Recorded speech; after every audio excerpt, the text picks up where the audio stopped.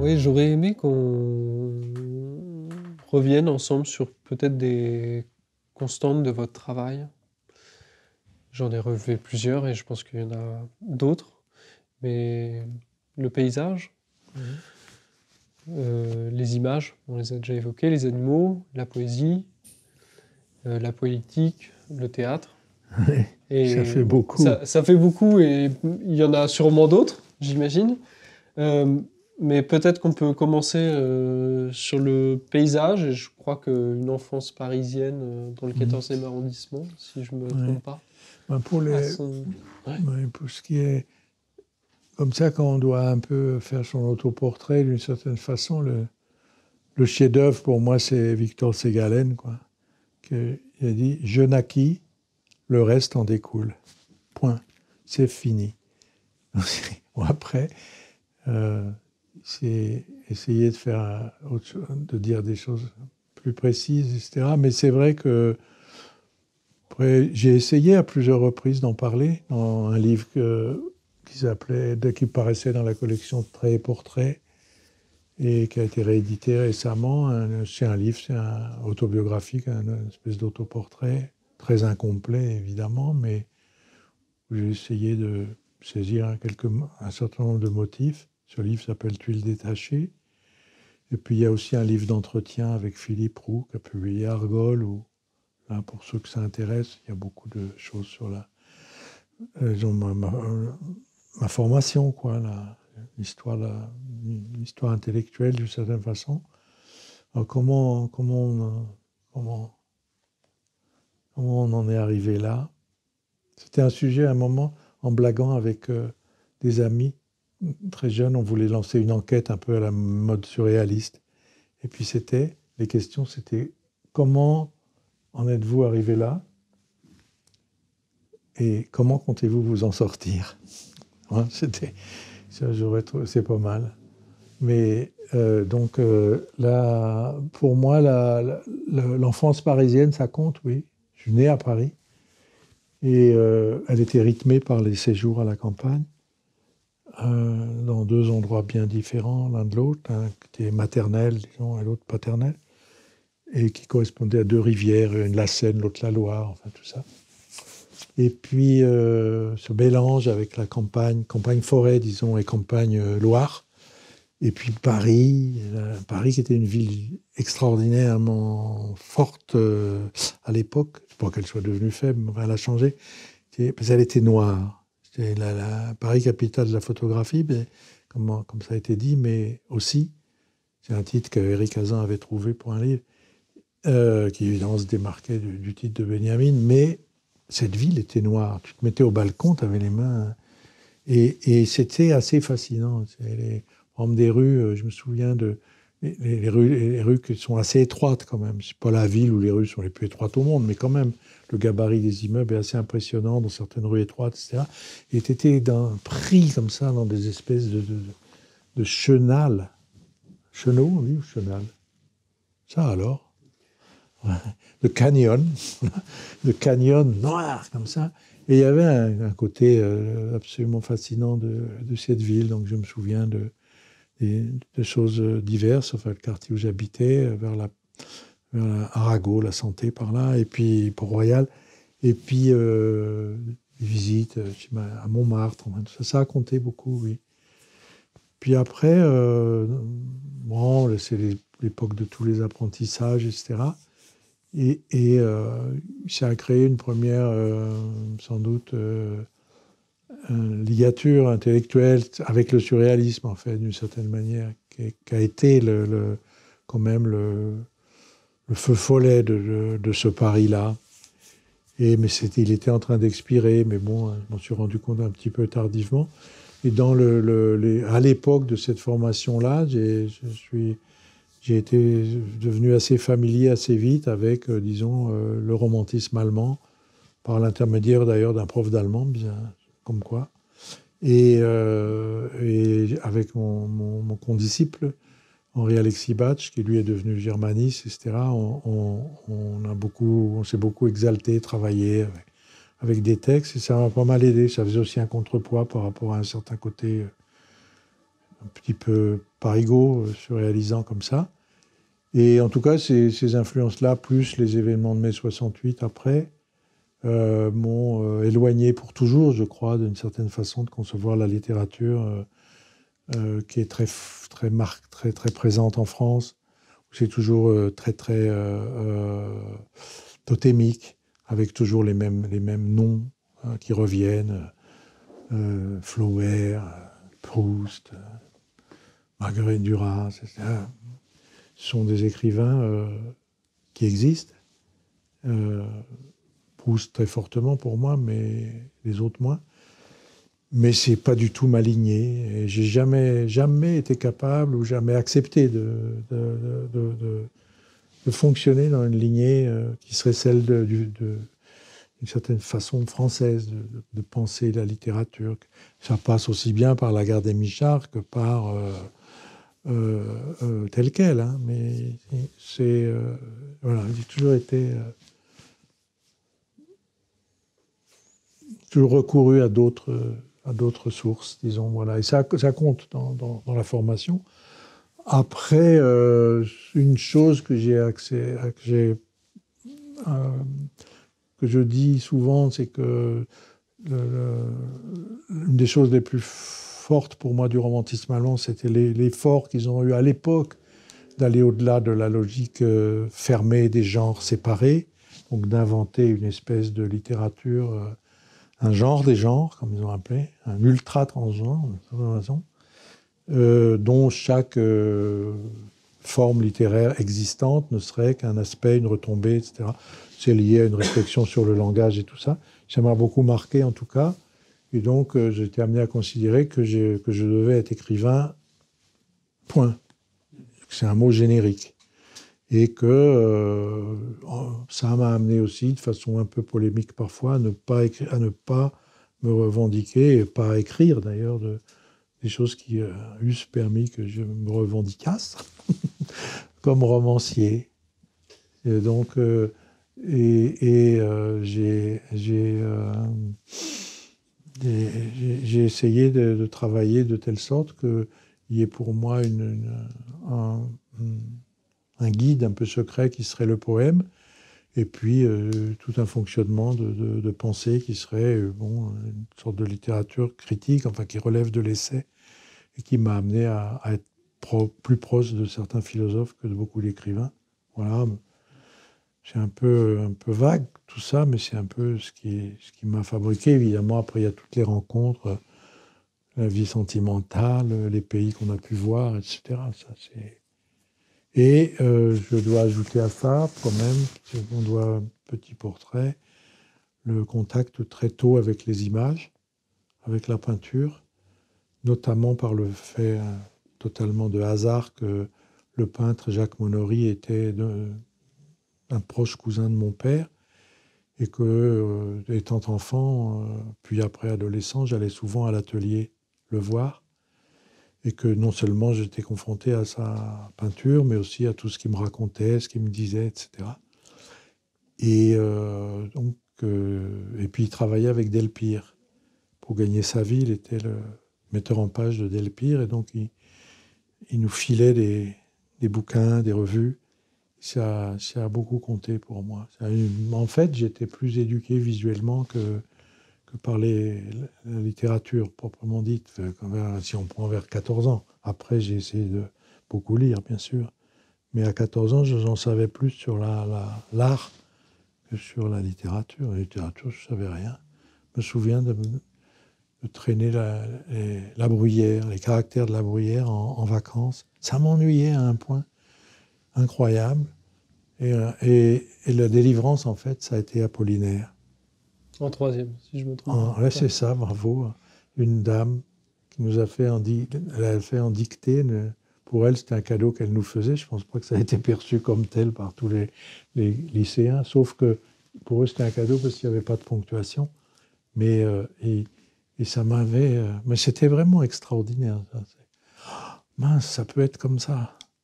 Et ça m'avait vraiment enthousiasmé, oui. J'avais acheté alcool dans le droit fil cette découverte. Et ça, après, c'était vraiment comme d'ouvrir déboucher quelque chose, quoi. Voilà. Et c'est à ce moment-là que vous vous mettez à écrire, en fait. Oh, carrément, oui, Ouais. oui, carrément. C'est-à-dire, et puis peu après, a décidé d'être écrivain. J'ai décidé ça à 15 ans, à peu près. Ah oui, Ça c'est m'a très tôt, semblé- finalement. Oui, oui, ça m'a semblé ce que je devais être, ce que je devais faire. Et juste, si on peut évoquer peut-être un peu le parcours politique, je crois que... Ah oui, oui. Bah, je suis né dans un milieu un peu intermédiaire. Mon grand-père était au Congrès de Tours. Mon grand-père paternel, donc c'est un des fondateurs du Parti communiste français, était un des rares paysans communistes dans les années 20, euh, très très militant comme ça. Était un homme assez étonnant, un parfait stalinien par ailleurs. Moi, je l'ai connu un peu, il me faisait lire Pif le chien, donc ça n'a pas été très loin, mais disons que c'était présent, parce que mon père avait quitté la campagne et était devenu self-made man, et était devenu en fait un entrepreneur. Et sans qu'il soit du tout un homme de droite, il avait une pratique de la vie qui faisait qu'il était du côté de l'entreprise. Et donc il y avait des disputes à la maison quand on allait en vacances et tout ça. Donc il y avait puis il y avait, bon, je ne peux pas développer tout, mais il y avait une présence de politique qui était pas nulle, comme dans certaines familles où il n'y avait pas une chape, disons, d'être élevé catho ou d'être élevé comme ci ou comme ça. Je voyais bien que il y avait Et puis après, assez vite, donc, il y a eu la guerre d'Algérie, j'étais trop jeune. Et par contre, la guerre du Vietnam a joué un rôle, comme pour des milliers et des milliers de jeunes gens dans le monde, a joué un rôle de déclenchement très fort. Oui, c'était pas supportable, quoi, de notre monde. C'est notre monde, quand même, qui faisait ça à ces gens magnifiques, lointains. Et voilà, donc, chemin faisant, j'ai été amené à me politiser par la guerre du Vietnam. Et là, il n'y avait pas 46 solutions, il n'y en avait que 3 en fait. Soit le Parti communiste français, mais il était dans un tel état de ronronnement, satisfait, enfin, un tel manque d'imagination que c'était pas pensable. Et puis il y avait la voix des maoïstes ou la voix des groupes trotsko-guévaristes. Et à cause du fait de mes lectures, parce que je m'étais mis à lire à partir d'Apollinaire, j'avais embrayé avec Rimbaud et le surréalisme et tout ça. C'était pas imaginable pour moi de défiler derrière des drapeaux où il y avait, entre autres, Staline. Et et puis, bon, alors évidemment, il y avait un peu la légende, un peu embellie de Breton, Trotsky, tout ça. Donc, spontanément, je suis allé de ce côté-là, où il y avait beaucoup de gens sectaires, mais pas tellement dans le groupe que j'ai rejoint.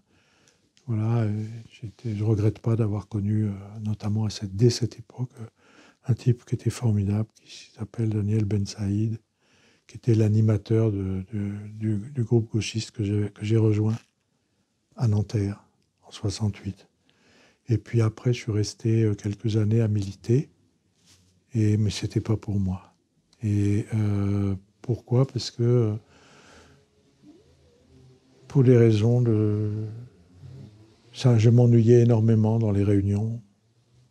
C'était pas tellement les tâches, comme on disait, aller coller les affiches, tout ça, ou faire un peu de bagarre. Ça m'amusait, mais les réunions, c'était toute ma vie d'ailleurs. Les réunions, c'est terrible. Et donc, je suis parti.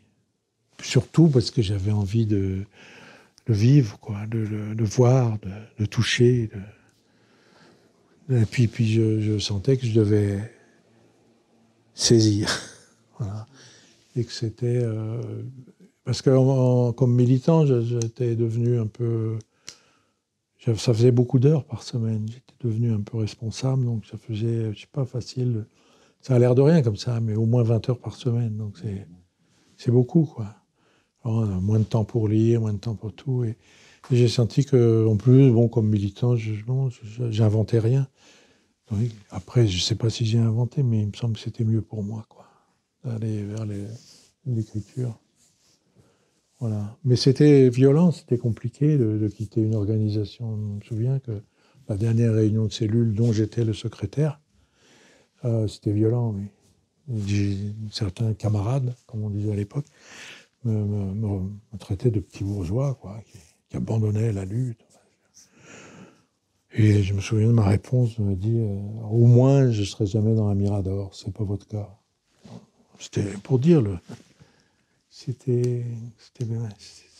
moi, c'est des années formidables en même temps. Voilà. Quel moment exactement vous entrez un peu dans le milieu de l'édition? Mais justement, après avoir quitté l'organisation politique en mai 68, c'était pas en mai 68, ça devait être début 72. J'étais flottant, très flottant. Tous ceux à qui c'est arrivé ne savaient pas trop où aller. Et c'est des années comme ça, errantes un peu, en faisant des petits métiers, des choses comme ça, puisque en tout cas, moi, j'avais décidé de ne pas faire carrière dans l'université. C'est une décision, c'était pas... J'étais bon, des choses un peu caricaturalement d'époque, où pour moi, c'était comme ça, pas de famille, pas d'université. Et donc, il fallait bien vivre, etc., donc trouver des boulots, etc. Et de fil en aiguille, c'était presque automatique pour moi de me diriger vers, d'abord des petits chemins, faire une préface par-ci, écrire un article pour une revue d'art par-là, etc., de me retrouver à travailler dans l'édition. Et puis j'avais une passion de faire exister les choses, faire exister les livres. Et donc, assez vite, je suis venu à travailler. Et puis de fil en aiguille, là, j'ai fait des rencontres très importantes. Et je peux parler des deux collections que j'ai, dans lesquelles j'ai beaucoup travaillé. La première, la plus anciennement, ce serait la rencontre, alors là, avec des amis philosophes. Donc, en premier d'entre eux, Philippe Lacoue-Labarthe. On a créé avec Michel Deutsch, tous les trois, la collection Détroit aux éditions Bourgois. Bourgois qui avait été aussi une rencontre importante. Il avait accepté de publier un travail comme ça que j'avais fait sur Buchner, comme ça. Puis une relation de confiance s'était établie tout de suite. Et on lui a proposé une collection qui aurait publié ce qu'on considérait être une sorte de tradition philosophique qui était fondée, créée à partir du romantisme allemand et qui produisait une certaine lisibilité du moderne, comme ça, qui traversait le 19e, le 20e. Et on a pu publier une cinquantaine de livres. Je continue de le faire, puisque malheureusement Philippe est mort il y a une dizaine d'années. Et d'ailleurs, le prochain livre sera un recueil de ses écrits sur le théâtre. Mais la rencontre avec lui, qui est en même temps celle de Jean-Luc Nancy, elle a été très importante pour moi. Elle a correspondu aussi à un moment où je sortais un petit peu d'une fascination pour l'image, etc. Et aussi une manière de vivre éventuellement un peu noctambule, etc. Je me suis mis à travailler beaucoup plus, si on peut résumer les choses comme ça. Et travailler beaucoup plus, ça voulait dire aussi aller de l'image vers le concept, enfin voilà. Et donc je suis mis à travailler beaucoup dans ces directions-là. Et donc la collection s'est mise à exister. Mais ce qui était important, c'était aussi le lien d'amitié qui s'est créé à travers ça avec ceux avec qui je travaillais, et qui a pris un tour particulièrement fort avec Philippe Lacoue-Labarthe, qui venait vraiment d'ailleurs, que moi, on venait comme ça, mais souvent, quand les gens viennent comme ça, le point de rencontre, finalement, se trouve assez bien délimité, quoi. Ayant été exclu un certain nombre des méfiances qu'il pouvait y avoir au départ. Bon, au départ, je craignais qu'il soit un universitaire, et puis au départ, lui, il craignait que je sois une espèce d'esthète un peu dandy ou comme ça. Et sans doute, ce n'était pas totalement faux ni dans un cas ni dans l'autre, mais on peut balayer tout ça et commencer à travailler ce qu'on a fait. Et puis lui, il était un homme aussi extraordinairement tourmenté, avec une idée de la littérature, et je dis bien de la littérature qui le conduisait à des zones d'exigence assez peu fréquentées, et peu fréquentables d'ailleurs, qui produisait une espèce pas étranglement, ce serait exagéré, mais qui conduisait à des moments difficiles pour lui, et c'était un grand... Des moments très importants de le soutenir dans son travail. Et il a écrit beaucoup de livres très importants de philosophie esthétique, et puis il a écrit ce livre extraordinaire j'apprends aujourd'hui qu'il y a même quelques jours une thèse sur ce livre à Lyon. Enfin, c'est un livre dont le dossier de presse se résume à zéro. Il n'y a pas eu un article publié dans aucun journal en France sur ce livre qui s'appelle Phrase. Aujourd'hui, c'est un livre sur lequel il y a eu plusieurs colloques déjà. Il faut le dire quand même en passant. Et c'est un livre magnifique, quoi. La saisie, là, c'est celle de qu'est-ce que ça peut vouloir dire penser, et pourquoi penser, ce serait exactement synonyme de vivre. C'est un peu ça, finalement. Et que Phrase, c'est le livre qui raconte la possibilité de cette synonymie-là. Et à ras du souffle, comme ça. Avec, évidemment, des échappées, du souffle vers la musique. Enfin, c'est un livre inépuisable. Voilà. Et je suis très heureux d'avoir été proche de celui qui l'a écrit. Voilà, on peut dire ça comme ça. Et puis en même temps, dans ces années-là, et là, ça a été plus constructif du point de vue de la possibilité matérielle de vie. J'ai travaillé, moi, présenté à Éric Hazan, au moment où lui-même, il était en train de changer de vie. Il était en train d'abandonner la chirurgie. C'était un très grand chirurgien, un très grand cardiologue. Quand je dis un très grand cardiologue, c'est-à-dire quelqu'un qui avait une renommée internationale dans ce métier de chirurgien cardiaque spécialisé dans la cardiologie des petits cœurs, des cœurs d'enfants. Et son père était éditeur.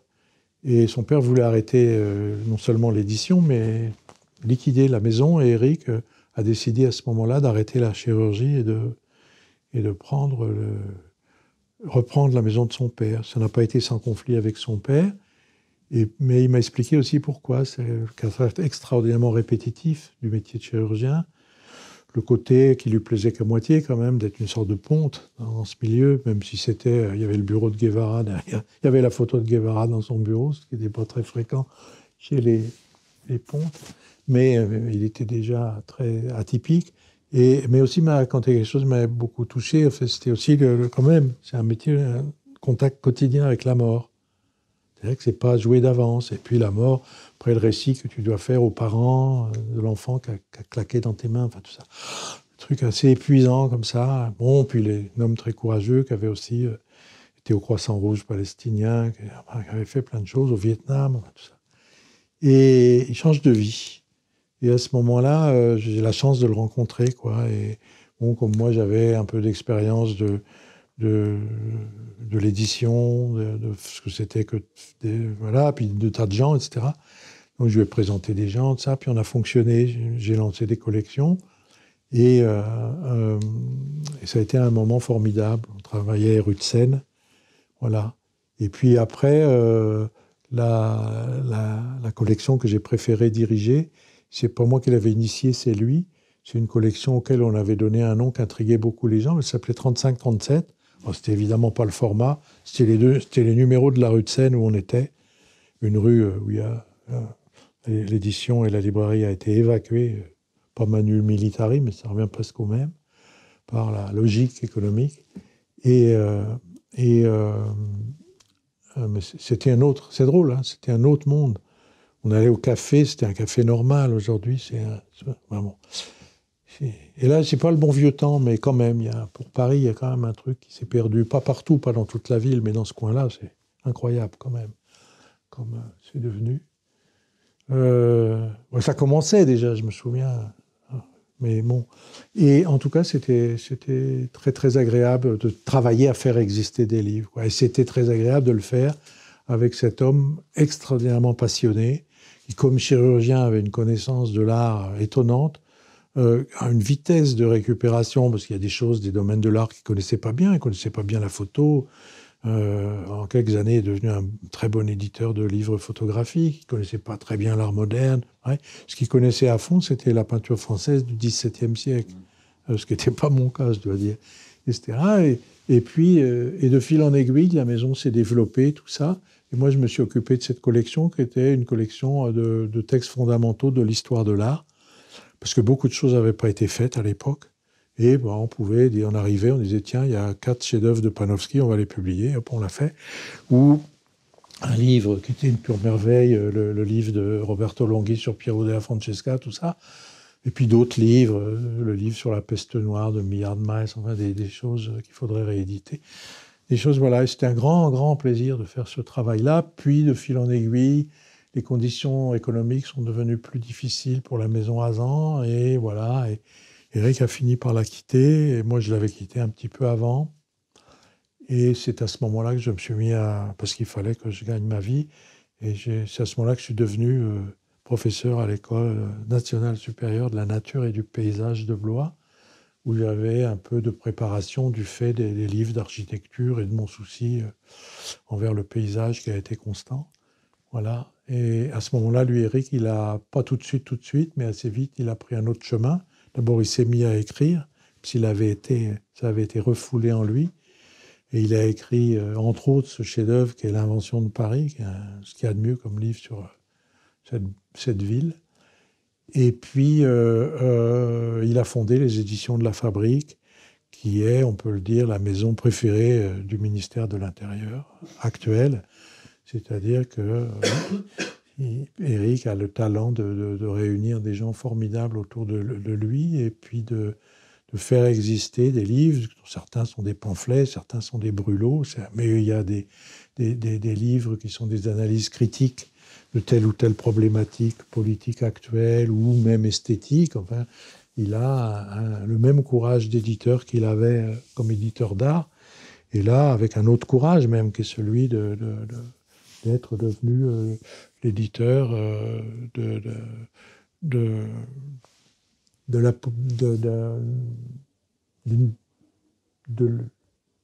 enfin, on ne peut pas dire que c'est l'équivalent de ce qu'était François Maspero dans les années 70, parce que c'est très le climat politique éditorial est trop différent pour que cette comparaison ait un sens. Mais disons, il occupe le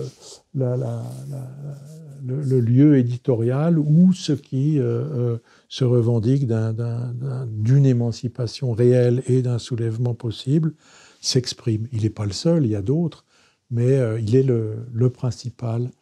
Et ça, je trouve assez formidable. Alors, évidemment que moi, je ne suis pas forcément d'accord avec tout ce qui se dit dans ces livres-là, lui-même non plus d'ailleurs, mais c'est formidable que ça existe. Voilà, et même si on a des chemins différents, on est restés amis.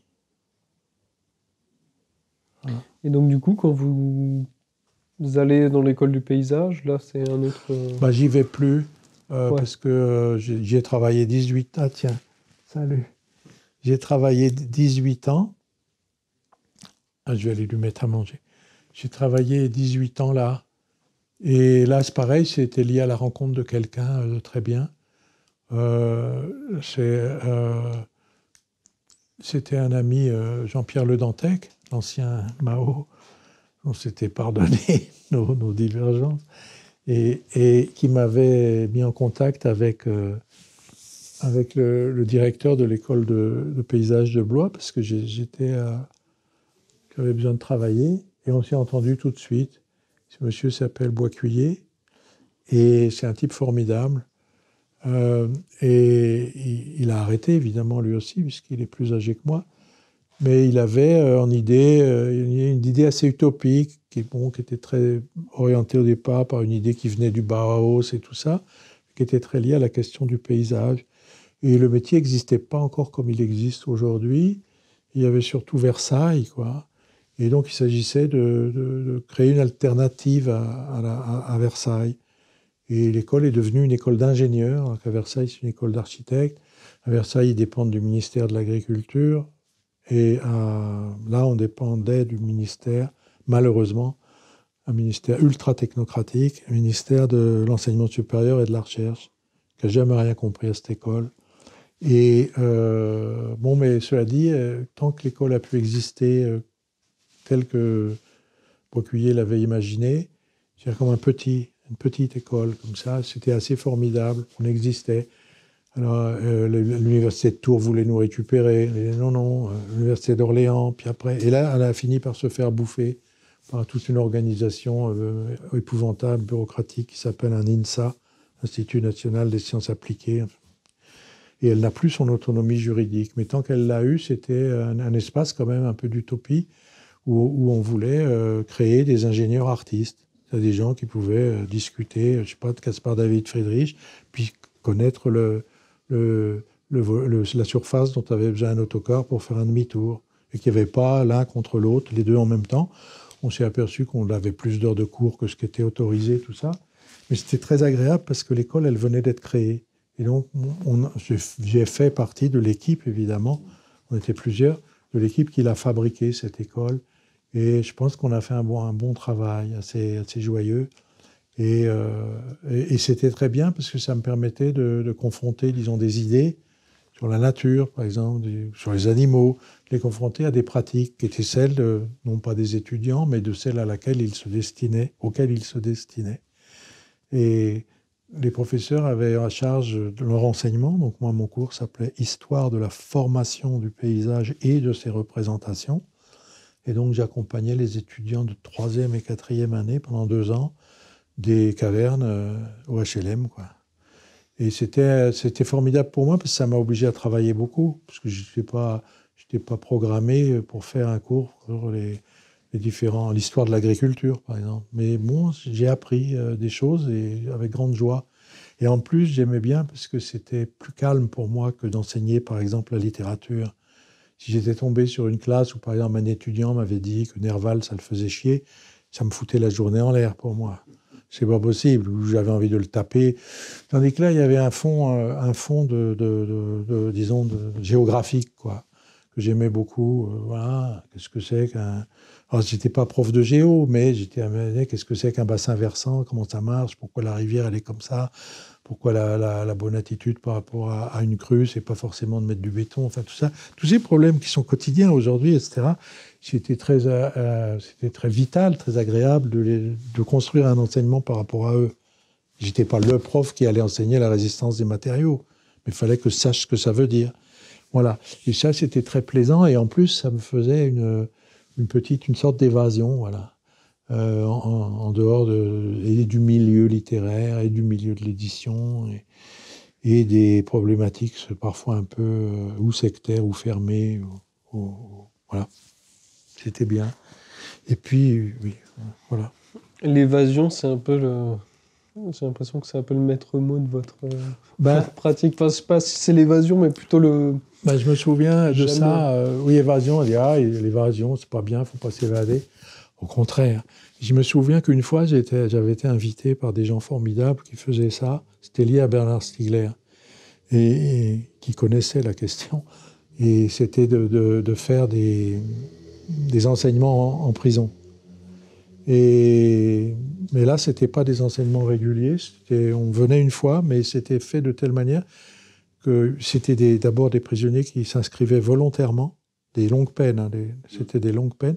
Ils s'inscrivaient volontairement dans un groupe de réflexion, et ce groupe de réflexion travaillait sur une page d'un texte que vous aviez écrit. Vous avez écrit, et tu t'acceptais ou pas.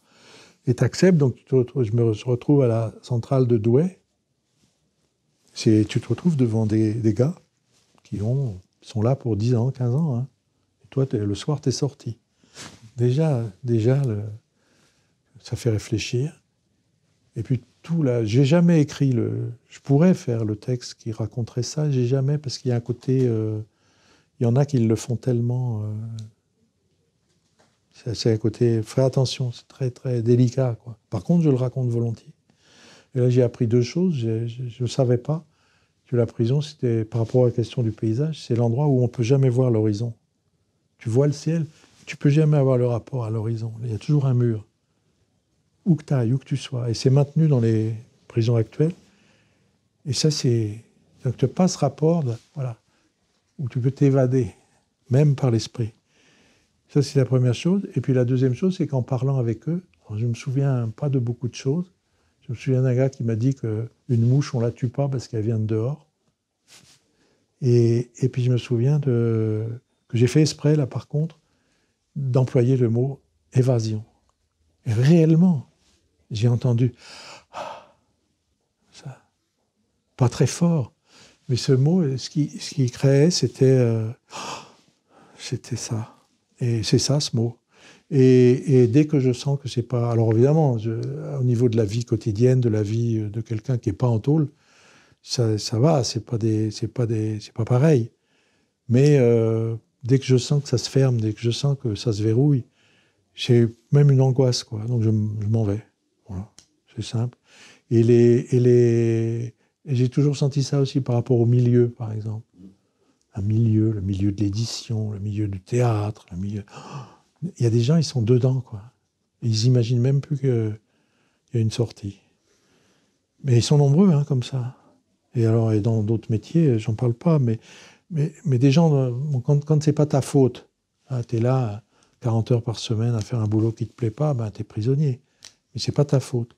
Tandis que ceux qui ont des pratiques qui pourraient être émancipatrices, y compris pour eux-mêmes, et qui tournent en rond, qui se hamstérisent comme ça, pauvre hamster, à qui on le fait subir, ce truc, d'ailleurs, qui se hamstérisent, c'est extrêmement triste. Voilà, putain. Voilà. Et un ami aussi dont je n'ai pas parlé, qui a beaucoup compté pour moi, qui est du côté de la dépense, au sens de la bataille, qui était un homme qui buvait énormément et qui m'a initié à pas mal de choses. Il m'a dit, dans les bars, toujours près de la sortie. Ouais, ça m'est resté. Voilà. C'est ça, évasion, ça veut dire aussi. Après, ça ne veut pas dire de se débiner, hein, au contraire. Au contraire.